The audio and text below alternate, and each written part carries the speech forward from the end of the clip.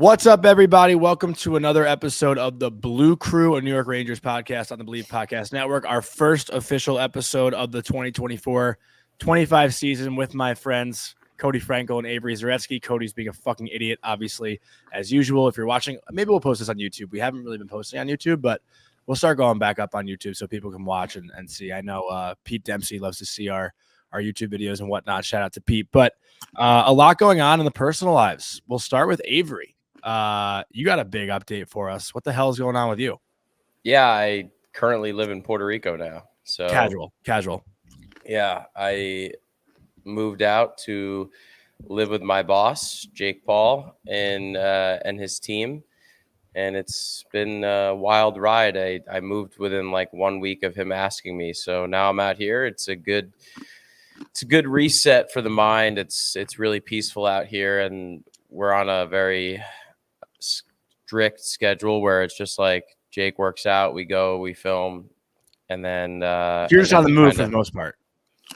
Kind of. I mean, I get to work out, and I get to, focus more on my work. There's a lot of distractions in Miami, so it's really nice to just kind of mellow out and really get a lot of stuff done. I think that was part of it. And it was also just like a lot of my job revolved around Jake, whether it was editing the podcast, doing certain things for him. So now we're going to just get a ton more content for better with Jake. So it's exciting. Is that really why he lives in Puerto Rico? Because of the just no distractions? Like, I'm curious why he chose there. Okay. Yeah, absolutely. Yeah. It's just no distractions. He's got a warehouse out here where he trains every single day. Is that where you live? It's really good. No, I mean, the warehouse. I would live at the warehouse. It's actually sick. Yeah, that's probably pretty cool. What's happening to us? So we got Avery living in Jake Paul's basement. We got Jonny is a fan of the Blackhawks, Lightning, Panthers, Rangers, the Blackhawks Devils, in Utah. Islanders, Blackhawks in Utah. U-Teens 19 team, Toddlers Anonymous, and everything else under the sun. And then there's just me. Just you got a new job. I did. How's the new gig at Roku going? It's awesome. I'm working at Roku. Love it. Everybody's great there. And fully remote? No. Half and half. Oof. I've been in the corporate office. I've been in a corporate office. This is like your third job in the last year? No. Year and a half? No. It's getting there. It's getting there. I wonder if it's a job problem or a Cody problem. Yeah. It's a Cody problem for sure. Yeah. And Avery, so a year ago you weren't even in Miami, right? How long you were in Miami for? How long? I moved. Not even a year. It was October. I moved into Miami. So that's insane. Yeah, and then wild. I'm moving to the East Village this weekend, so I'm the audacity of Jonny to come at me when he has like 19 different jobs every week. Unbelievable. Yeah, but I'm not a full-time employee anywhere. But you're a full-time bitch. Oh, bro, you're eating on a podcast. You're kind of on fire right Jonny. No, what are you eating though right now, Cody? Avery, you're looking thick, dude. You can eat more. That doesn't make any sense. It would be eat less, but less. Go ahead. No, I know you're rusty. It's more. been a while. It's Bulking season, bro. What are you eating? Just like cheddar bunnies. Are those Griffins? Yep.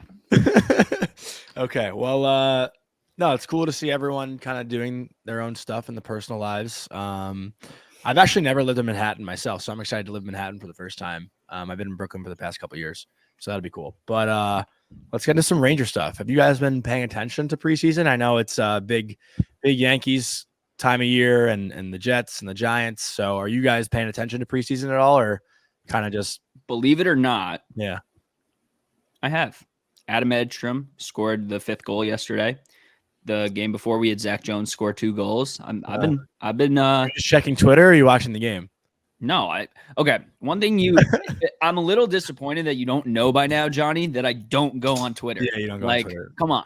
You tweet once every 2 weeks. Yeah, and longer. Like once every 3 weeks, and it's awesome. Great content. Okay, that's good to know going forward before we answer all these fan questions. Are you guys going to be able to answer these? Probably not, dude. I'm going to be honest. every year of my life, I've had short-term memory loss in terms of what had happened in the last season. But this year, let's give Avery shit. You've been like really negative the last couple of days in our group chat.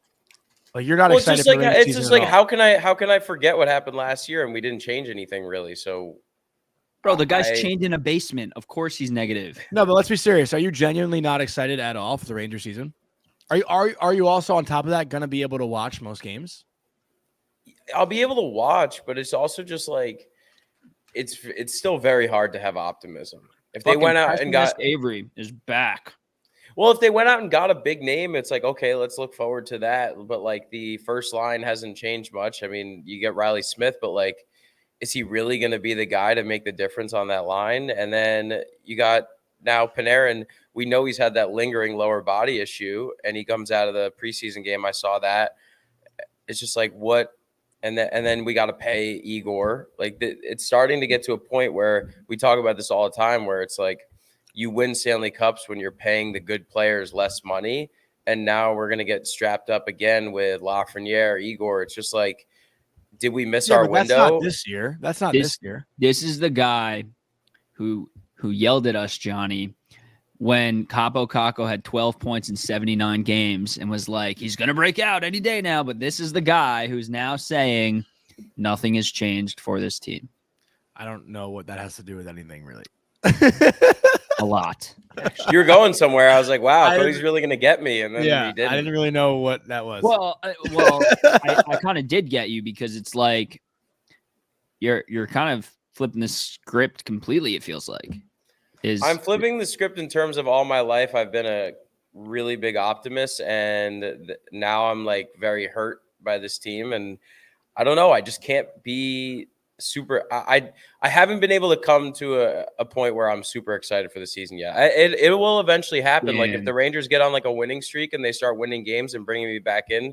Oh, sure. So just be like, you'll just what the fuck's bandwagon fan? Bandwagon, yeah. Thanks. Wow, calling me a bandwagon fan is insane. But you just said you'll be excited once they go on a win streak. This is Avery's villain arc, boys. This is Avery's villain arc. No, it's more of just like they've hurt me my entire life, so it's hard to get excited. All right, let me ask you this: what are you looking forward to most this season? Is there one thing? Oh, sorry. Go ahead. I think we talked about it a little bit in the last episode, and I'm trying to remember, but I think that I'm really excited to see the experience of Keandre Miller, of the younger guys, start to really play a factor. I think I'm most excited for Alexis Lafreniere this season. Again, like watching him play was so incredible. He was amazing in the playoffs, and I hope that he just continues to flourish and becomes a point-a-game player. Yeah. I mean, I think that's what most people I would say are probably looking forward to. And then a season maybe full of healthy Hedl, if he can stay healthy. Obviously, it was pretty scary the other night in the Islander preseason game when he went out of the game and came right back in the same period. But, it's Lafreniere for me as well. Cody, do you have one that you're looking forward to most? Yeah, I was going to say, those are some pretty weak answers, boys. I'm looking forward to hoisting the Stanley Cup. Come on. Pick a specific thing, please. Yeah. Keandre Miller taking the next step in his journey. Okay. Good one. So you just took mine. You said Lafreniere. Yeah. What are you saying? You said both. You can't say both. You had to choose one. And you said the two best ones, so I got to pick one of them. Well, Zach Jones could be another one too. He's looked great in preseason, filling in that sixth. Yeah, so I'm excited for that. That's not something to boast about because it's a third pair D. But I feel like another thing to look for is a Mika Zibanejad bounce back season. I think a lot of people are low on him, and still, I hear a lot of mixed. I don't want to say reviews, but mixed opinions on whether he should be on the first power play unit or not. I am in the camp of you keep that first unit intact until you absolutely have to break it up. But in the preseason so far, I know it's only been 3 games, but Peter Laviolette's had 2 balanced power play units, which makes me think that might be how they start the year. I don't hate it, but I think with the Rangers' first unit of Zibanejad, Fox, Trocheck, Panarin, Kreider, like they've been, they were top 3 2 years ago, and I think they were 7 last year. So they've been one of the best power plays in the league the last 2 years. They're what, Cody? What are you shaking your head at? Doesn't it make more sense now than ever to swap it up? Because if they start with the same guys and then get deep in the trenches and it's not clicking, and then they swap it up mid-season, like at that point, you're possibly losing meaningful games. Whereas if you start with it, you can always lean on it. Well, also, if you start with it and something clicks, great. Then you can ride in. But if it doesn't click, like you have the option to try something else new before it's too late, before you're actually losing meaningful hockey games. Yeah, I mean, I think that's a good way to look at it. But again, I'm also, if it ain't broke, don't fix it. Kind of is broke though. Mika doesn't know how to shoot. It's not. It went stale in the Florida series, but it got them through Washington. It got them through Carolina. I mean, if you look at that Carolina series, the biggest difference was that the Hurricanes scored one power play goal. They couldn't find a way to score on the power play. The Rangers dominated special teams, and in the playoffs, that's usually how teams advance. Like usually, the team that wins the special teams battle is the team that goes on to the next round. Like that's always how it works. Well, it doesn't mean that our power play was good. Our penalty kill was good, but yeah. Well, both were. Power play was good too against Carolina. I think it was all right. I think it could have been better. It always could be better. It always could be better. I just think that, and circling back a little bit, like I think it is fair for me as a lifelong fan to be a little bit tempted. Bro, you're like 25 years old. What are you saying? Yeah, but I've watched thousands of Ranger games. I think that qualifies me as a lifelong fan. You're obviously a lifelong fan, and you're obviously a very passionate fan, which is why you're kind of turning the script here. But I would be shocked. Like, I would be shocked if by April, not by April, obviously April's the end of the season, but by like Thanksgiving, we're not getting like Avery tweets, Avery texts, Avery. He's going to do it from the first game. He'll be watching the first game. Of course, I'm going to be watching. It's not like I'm not going to. It's not like I'm shutting out. It's more of just like, let me just temper expectations a little bit. Like my whole life, I've just been so optimistic about the team, thinking they're going to win the Stanley Cup, thinking they're going to win the Stanley Cup. It's like I don't want to set myself up for failure this year. Like let's let them play it out first. Let's see what happens before I like start saying, oh, this is the year. This is the year. Like obviously, there's going to be a certain point this year where they win 8 games in a row, and I'm like, Stanley Cup's on. Like, it's going to happen. It's just right now, still a little hurt, still can't fully buy in. But I feel like last year the expectations weren't that high going in. And after a conference final run where they're 6 wins away from the Cup, your expectations are lower, your excitement's lower. Yeah, because they didn't change much. Yeah, but they got so far still. Yeah, they didn't win though. No, but last year they lost. So last year going into the season, they had just come off a first round exit, which was insanely disappointing. You guys literally flipped. You and Avery literally flipped. Johnny used to be the most. They're going to be a first round exit. I just don't feel confident this year. I got that right. They were a first round exit. They were a first round exit. And now you guys kind of flip. I mean, here's the thing. Yes, you're entitled to feel a certain way, and you know, I get it. You want to manage expectations, right? And that's fair. But at the same time, I feel like, you know, the passion's kind of what brings Avery out. I agree. Yeah, I need a reason to be passionate. And it's like Sam Rosen's last year on the mic. Be passionate about that. Enjoy every single second of it. Yeah. That is literally enjoy every single second of him. Yep, that does suck. That really does. That should be something that just motivates you. But other than that, actually, while we're talking about the first night of the season, Cody, did you want to possibly do something at like American Whiskey to watch the game, the first game of the year? It's in Pittsburgh, so it's a Wednesday night, October 9th. October 9th.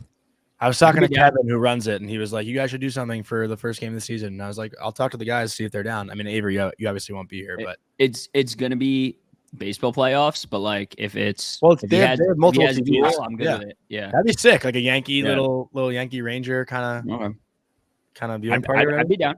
I'd be down. I'll talk to Kevin about that today. Any other thoughts that you guys have just about the team right now prior to going into fan questions? I'm trying to think of like what I've seen on Twitter because it's also tough to watch games out here. Like I don't get MSG or anything. I gotta illegally stream buy the streaming service, dude. Also, preseason hockey just sucks in general. Like it's so boring. But yeah. Before we get into some more Ranger stuff, I want to talk about one of our sponsors, BetOnline. BetOnline is the world's most trusted betting platform and your number one source for everything football and hockey. BetOnline has every stat, every matchup, every live odd and spread from bet to bet during all the games. Think you know your stuff? Get in on our 200,000 mega contest and pick 5 games against the spread every week for your chance at weekly prizes and share at 200K. Johnny could use that money. When the game's over, head on over to our online casino and get in on a game of blackjack, poker, or just unwind with over one of 150 slot games. Head to the website today to get in on the action. BetOnline, the game starts here. Back to the show. All right, so let's get into some fan questions. We have a lot, and we're going to start with a friend of the show and a fun one specifically for Cody, actually, it seems. BKoch32, do you think Othman will make the team? Cody, honest answer, please. It's really tough because he hasn't really done much so far through 2 preseason games. So my answer is I would love for him to make the team. I think throw him on the third line. I don't think... Who are you taking off the third line? Who do we have right now? We got Cooley, Hedel, Kakko. See it, buddy.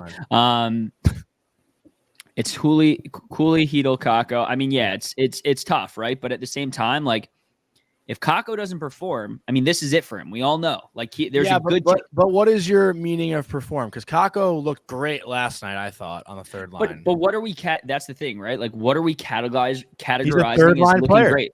Like, just roaming around and doing nothing, not scoring, not getting apples, like just looking good, because that's what he always does, but he doesn't do anything. So it's like, at what point? I mean, this is a number 2 pick. Like, it's, he's never going to be what I know. Not anymore. I know. It's like year 9 for this guy already. No, it's year 6. I know. Yeah. I know. But no, here's what I'll say. I mean, at what point do you consider changing things up? Like, this is the year for the Rangers. Even Jacob Trouba, the captain, said it. Hey, they don't win, like, they don't find their groove, they don't win the shebang, like, gonna be a totally different team next year.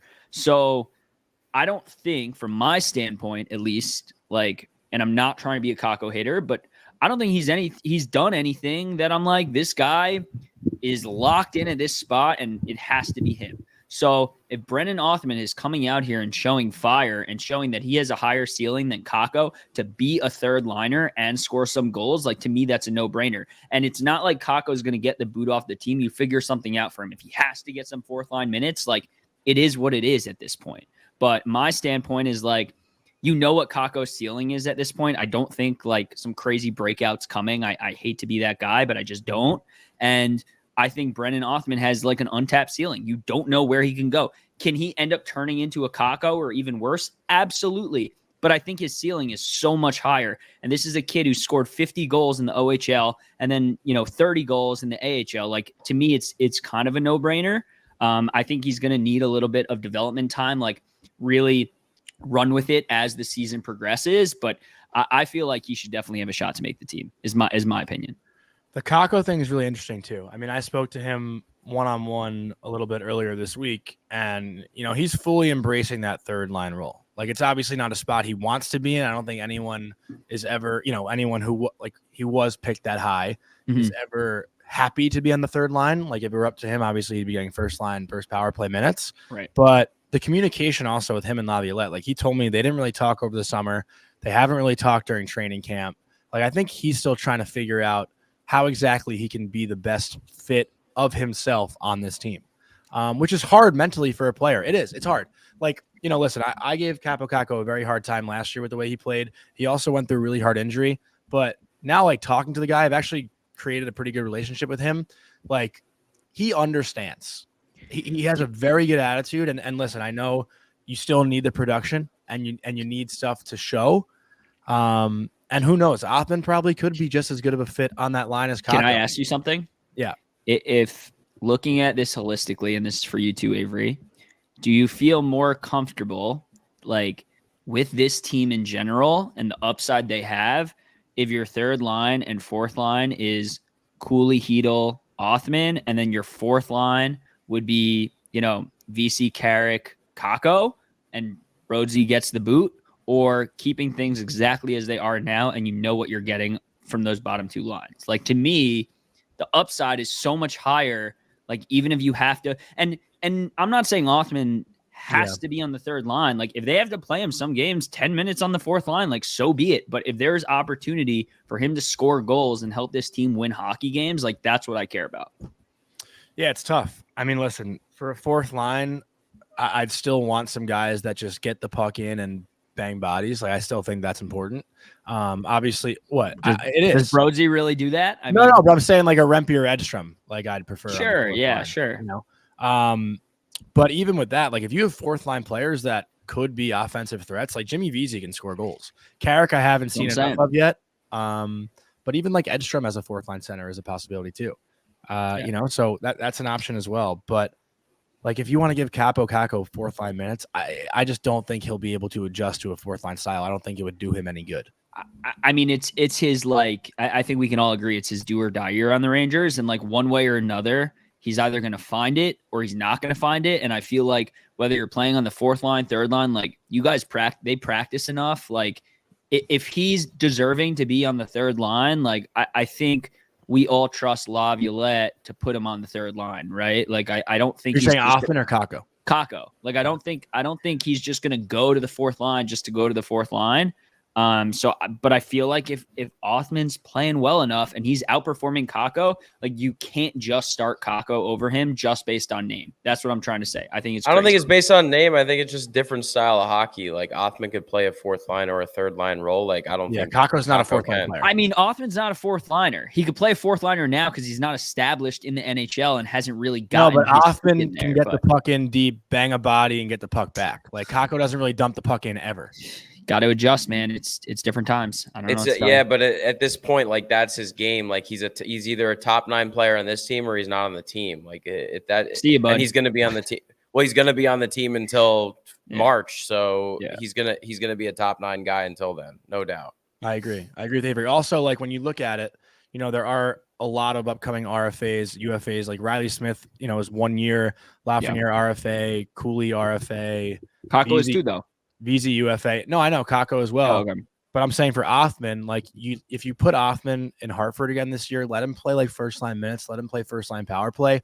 I think next year it's a given that he makes this team. Just on how everything is shaping up. So why leave him up here to give him like fringe minutes where he can go down in the AHL again and flourish, help his development a little bit, play in those big roles, and then come up here where there's more of an opportunity next year for him to be an every night guy. I think he can be an every night guy this year on the third line, but we'll see. We'll see. Good conversation though. Good answer, Cody, too. I like that. Next one we'll go. There's a lot of actually Kako and Othman, but here's a good one. Brian Hall 050501. Mancini or Mackey for the 6th defenseman role while Lindgren is hurt? I haven't seen enough, but I've heard a lot about this Mancini kid. Same thing here. But here's the thing with that as well. With Mancini, I don't know what the D pairs would really be. Do you go Fox Jones as the first pair? Because last night Fox was skating with Mackey, you know, a right shot, left shot, because you need someone to replace Ryan Lindgren right now. And I think Mackey is probably the closest thing to that, to a Lindgren comparison. How long is Lindgren out for? A few weeks. Oh. A few weeks. And there's no actual timetable on it, so we don't know how long. I don't think it'll be like past October. What happened? He got to a fight, uppercutted pretty good, but I think it was his I don't know what it was specifically. Do we have any update on Panarin? Any update at all? He skated yesterday. He's skating. And he's gonna get back into a preseason game. I was ready to go to that. Well, you just click headlines, dude. No, I literally just typed in Artemi Panarin to see what the deal was with the injury, and that was the first thing that came up. I'm just going to say, back to answering this question, I think it's going to be Mackey that ends up getting that spot. Just based on, you know, his prior experience being a left shot, kind of fitting in with Fox too, because I think they're going to keep Miller and Trouba together and Jones Schneider. That seems like what it's going to be. But if you wanted to go Mancini, I'm trying to think of what the pairs would be, because then you have 4 right shot, 2 left shot, and maybe you go Mancini, Schneider, Jones, Fox, Miller, Trouba, or you go Miller, Fox, Jones, Trouba, Mancini, Schneider, which would be interesting. Does it matter that much? What, right shot, left shot? No, in the sense of like the pairs. Yeah. Well, with Fox, you want some. Obviously, Foxy's good defensively, but you want someone who's a little bit more defensive minded because he's obviously going to take his chances offensively as well. No, I'm specifically. Oh, I guess because okay, yeah, that's fine. What was? No. what were you I doing? was just gonna say, yeah, that's fine because you're talking about lingering in their partners. That's fine. Okay. We'll go on to the next one. We kind of answered this, I feel like, already. G Stolnik 19 LFGR. Who is this team's biggest X factor, and why is it Filda Hedel staying healthy? Which to me, that's what it is. I think that is the biggest X factor. It's Hedel being healthy. Yeah, he's a big part of it. We need him. We need him in the lineup. That's a given for sure. I think it's Brennan Othman coming to this team. But other than that, I would say Will Cooley. I think him taking the next step is going to be huge for this team. I think he is a guy, like a lot of people forget that Cooley kind of just got thrust into this role. And yeah, but he plays it perfectly. For sure. But he's also a guy with a lot of offensive talent. I mean, he's a guy who I think he also had like 40 something goals in the OHL. And, he's a guy who can shoot. So, he might find his offensive game a little bit more. And I think it will take this team it'll go a long way if he finds his offensive game a little more. Wait, we're saying like the X factor for the season? Yeah. Oh, it's 100,000%, not even close to anything else in the stratosphere Mika Zibanejad. Like, he's an immovable contract. He's a guy that we need to perform as our number one center. Like, that's the guy. But I feel like he's too important to be an X factor, if that makes sense. Like But X factors has he been important to the team yes. in the You don't think so? playoffs? We're saying the season. Yeah, the entirety of the season, like Mika Zibanejad has to be the guy.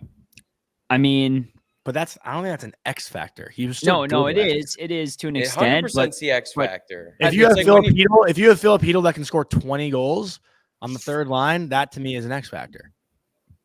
Zibanejad should score 20 to 30. What about if Will Cooley scores 20 goals on the third line? That's fine. That's great. That's an X factor too. Yeah. I know what you're saying, but like So X factors to me are like the third line is the X factor. There we go. Basically. Yeah. I mean, that's what was lacking last year too. I mean, the Rangers didn't get any production from their third line.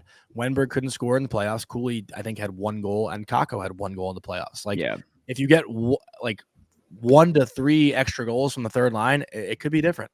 I mean, you look at the Panthers series, the last 3 games that the Rangers lost 3 in a row, all 1-goal games. You get contributions from the third line there. It changes everything. Fair. Yeah. All right. Valid. Okay, let's do Lindsay Egan, super nice girl. Met her at the 24-hour Hockey Helps fundraiser. Favorite thing you did this summer? And to Johnny, how is Chicklets Cup? I can just start with Chicklets Cup. Yeah, go ahead. Avery, obviously, you've played in one before. Unbelievable event. I'm now 3-0 in my Chicklets Cup experiences. I won Roller A twice, Roller B once. But those guys are awesome. We had Grudell on our team and got to hang out with him, Whit, Biz, Merles, Colby, Pasha, all the crew. And it's just an awesome time. So if there's a Chicklets Cup ever in our area, I highly recommend everyone going. A lot of fun. And I got like a little mixtape actually coming out, I think, soon. Bro. What was the coolest thing you guys did this summer? Went to Paris. From. Yeah. I went to Paris for the Olympics and moved to Puerto Rico. Changed my whole life. So yeah, you had a crazy summer. Yeah, wild. Beyond. Cody? Went to the Hamptons and did the usual Just typical shit, yeah. Being a dad. Good. Okay, this one's interesting. RL310D. Where do you guys all stand on the Igor situation? What is too much? Where is the limit? So that's a really good question, and I think it's something that's gonna, plague everybody until it gets situated.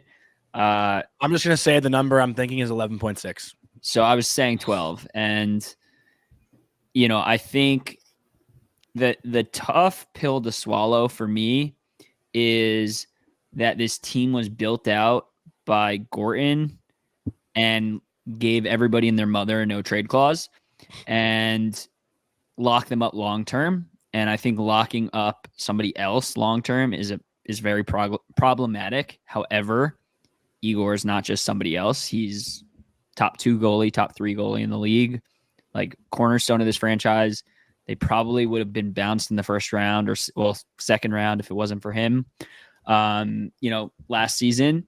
So I think you need to tread very, very carefully with Igor, because we've seen the Rangers do this with stars time and time again, and non-stars and like draftees, where they upset them and do things incorrectly, and then it can come to bite them, like the Kravtsov situation. So I do think they need to tread carefully, but I think, like, can you really say anything is too much for him? I mean, obviously an absurd amount, like 15 million, sure. But if he just wants to be the top paid goalie in the league and you're making him the top paid goalie in the league, like, I think it's kind of warranted. I don't know. Yeah, 100%. I think this is a no-brainer situation. You pay him what he wants, obviously within reason, like Cody said, but eventually there's going to be a time where a lot of money comes off the books, right? It's like we don't know how much longer Panarin's got in his career. We don't know how much longer Trouba has as a Ranger in his career. So it's like there's going to be a lot of money coming off the books, and the Rangers will find ways to make it work. Yeah. But in terms of people that are locks that you need to sign, like for their longevity, it's guys like Lafreniere, it's guys like Shesterkin. Like, this one is just a no-brainer to me. I think Igor is the most important player on this team, without a doubt. And to let him walk is, I think, going to be the stupidest thing ever. If you're trying to clear his money, clear $12 million to bring in like 3 or 4, let's say bottom 6 guys or middle 6 guys for the most part, you're not going to use that money for someone big, right? There's one team in the past like 10 years that have won a cup without an elite goalie, and that's literally the Avalanche. And they had like the best defenseman pair ever. Golden Knights too. They had Aiden Hill. Yeah, that's true. That's true. And like the Penguins, kind of with Matt Murray. No, come on. Matt Murray was insane when he played for the Penguins, and Bennington. Matt Murray came in like in the playoffs. He still played insane, dude. He wasn't one of the best goalies in the league. Yeah, and he beat him out, and then was dominant, and they won 2 cups with him. So, like, what do you mean? I'm trying to think, and like Bennington also. But Bennington was also like came in and was unbelievable. Yeah, the goalies got hot. But what? Okay. What? Regardless, it doesn't happen. It doesn't happen that often. No. But to me, like, listen, if you can find a way to, all right, you want Darcy Kemper, bro? Fine. No. I think that anyone who doesn't want to pay Igor, to me, I don't get it. Obviously, I know people are like hanging their hat on, well, we did it once with Lundqvist and we didn't win shit because we didn't have enough in front of him. But we fucked him royally. No, but I still, when it comes down to it, in April, May, June, I want to know that I have all the faith in the world in the guy in net. Like, that's just the bottom line. I mean, you look at the Edmonton Oilers, like Skinner was fine in the playoffs, but like Game 7, I said this on a different show. I forgot which show it was. That Sam Reinhart goal in Game 7, I know that Igor is making that save. Like that was a shot that's got to be stopped 10 times out of 10 times. But when it comes to Shesterkin and the number, I think it'll be less than 12, but not by much. So that's why I said 11.7, and I could live with that. Again, like, nothing is a guarantee in the NHL. Igor Shesterkin, we know what he is. We know who he is. I don't think it's worth the risk to lose him for a goalie that you don't know. Yeah. Fair. All right, this one's going to be good too. This is the biggest argument I feel like that we're going to have throughout all of training camp and the whole year. Jackknife 82.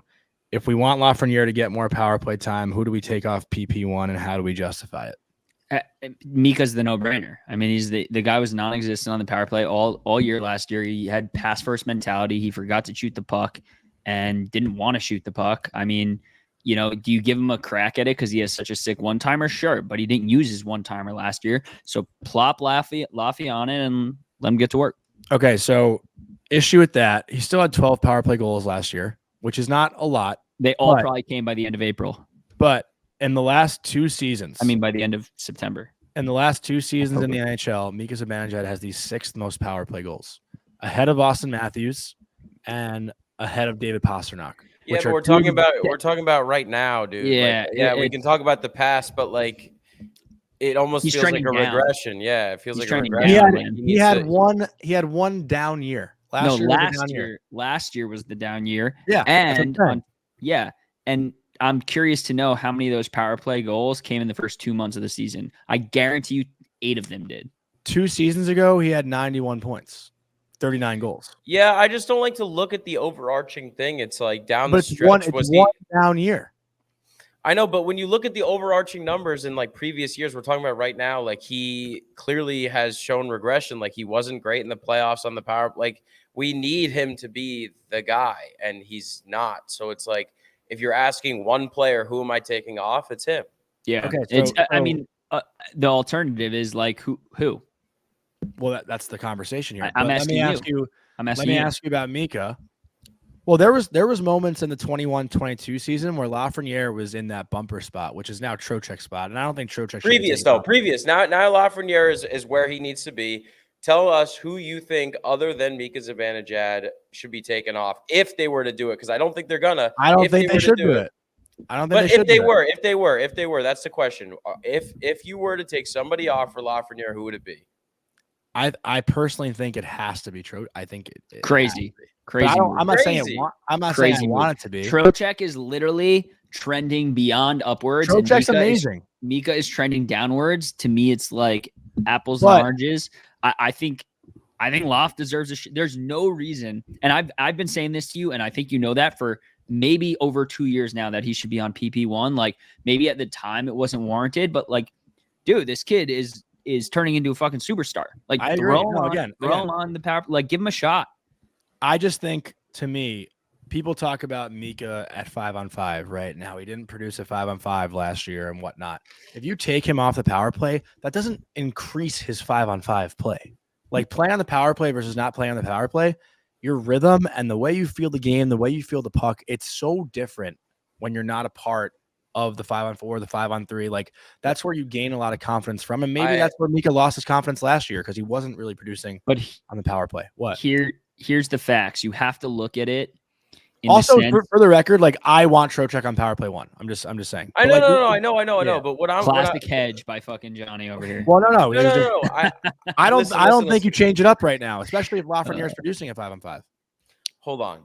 But the only reason why I'm coming back at you is because that wasn't the question. The question was, if you were to take someone off for Lafreniere, who would it be? I understand. I don't think it's going to happen. I think Mika's going to stay there. Like that's just their go-to option. And listen, he needs to be the guy, and I'm okay with it. But what I'm saying is if you, Johnny, were the head coach and you had to make that decision, they said, we need to take somebody off. Lafreniere has to be. If they come to you and say Lafreniere has to be on power play 1, who are you taking off? I still think Vinny. Okay. All right. It's next crazy. question. But next question. Well, there's a lot of things to it. Like Mika can win draws, so does Vinny. Obviously, he can also lose a lot. Vinny was the best draw guy on the team. I know, but again, Mika is not saying Mika can win draws is a crazy thing because he can. What was his faceoff percentage last year? Definitely under 50% for sure. I can And tell you that. Vinny's was way higher. Yeah, like I said, under 50% because I'm a numbers guy. 49.3%, which isn't bad. But no, Vinny was probably Vinny's the best sentiment. Vinny's the best sentiment on the team. I'm not denying that. Okay. But I think Mika, like you can put Lafreniere in Mika's spot and then still have Mika as a one-time threat in the bumper. If he shoots the puck, which he doesn't anymore. But there's more options, I'm saying, with Mika Zibanejad, I think, than there are with Vinny. That's all I'm saying. Okay. And no, listen, your opinion. It's fair to have that opinion, and like I would like to honestly see both options, like a 10-game sample of both options. I'm all for it. Even the first unit the other night, I think it was. I'm trying to remember. It was Fox, Mika, Kreider, Smith, and Hedl, I think, last night. Mm-hmm. But they only got like one look. I mean, they scored on the 5-on-3, but that was really it. Again, though, this is going to be a conversation we have all year. Like, obviously, I think everyone in their right minds wants Lafreniere in the first unit. It's just, it's fucking tough. It's tough. But we'll see. We'll see. Yo, before we get into the next question, I have a really random question. When is Utah announcing their team name? Next year. They're going the full year with Utah Hockey Club. That is so lame. Are you kidding? That's just what they're doing. I mean, the Commanders did the same thing. Yeah, and that's why they're the Commanders. Did you see Clayton Keller accidentally said their team was the Yeti? Yeah, I did see that. Okay, this one we'll just shout out Aiden Fogarty. No questions. Just happy to have y'all back. And LFGR, baby. We love that. Okay. Giordano, 1399. Is Smith the right fit with Kreider and Zibanejad? He's what you He's got. looked okay so far. I mean, he's made some good plays. Nothing crazy, but it's going to be a learning thing for him. Yeah.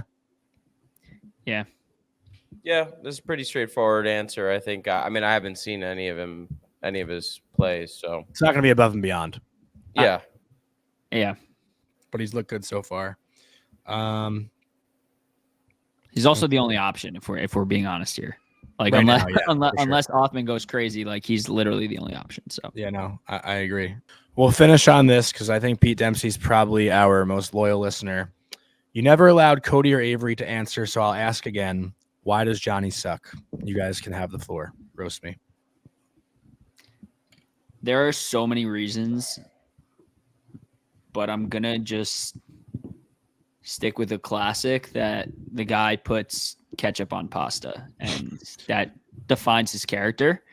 And yeah, I mean his middle name is Hedge, so I I was gonna say I haven't really had any reason to think he sucks recently. I'll actually say something nice about Jonny.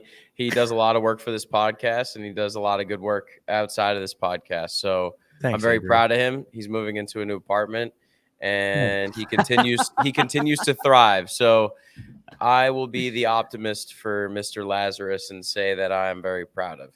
Thanks, Avery. All right. I'll say something nice about Jonny too. Wait, no, I don't. Let's. Bro, they actually did this. They did this in Miami for when I left. So we had a dinner and they went around the table and they said something nice, and they went around the table and said something mean. So they did nice first.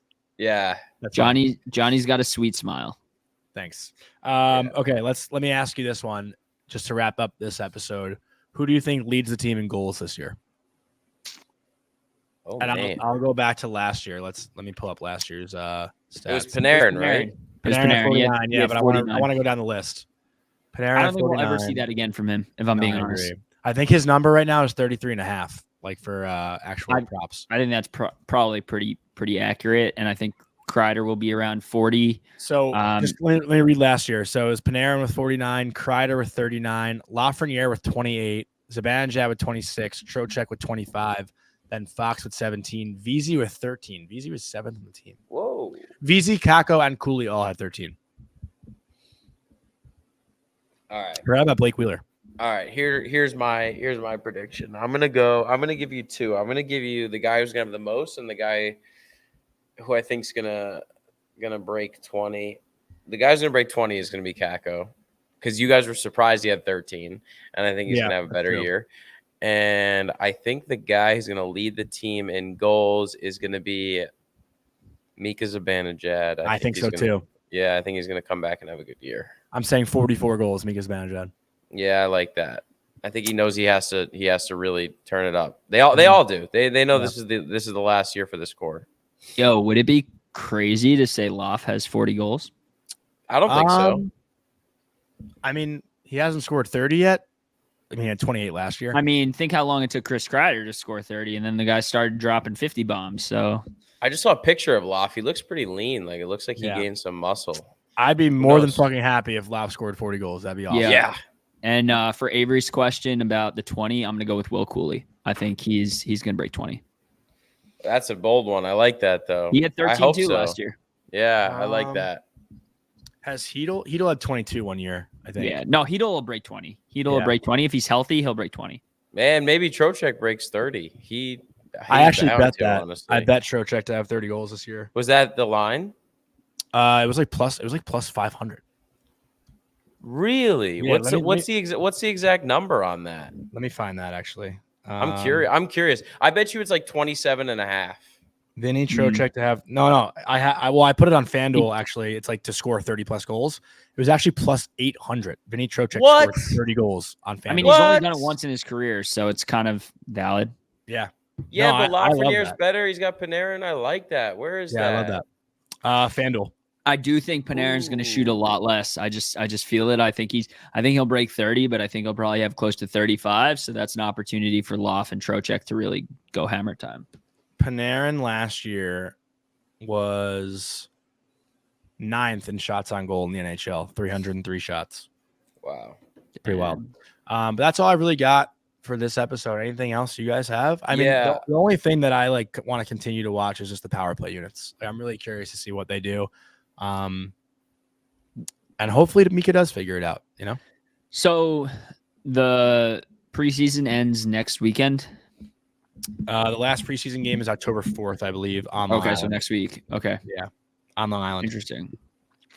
So I'm curious to see if they throw a bone at us with who makes the team. We should definitely do a pod when they announce a lineup. But I do want to say all my people on the west coast of Florida, stay safe out there. That hurricane looks awful. Yeah. So if you're in the Tampa, Tallahassee, yeah, anywhere on that Gulf area, Max is in Delray right now, Johnny. Well, Delray's on the east. It's hitting more of the west. So but regardless, if you're in Florida, Tampa, if you're in the path, Tampa, just stay safe out there. Yep. All you, Cody. LFGR, baby, we back.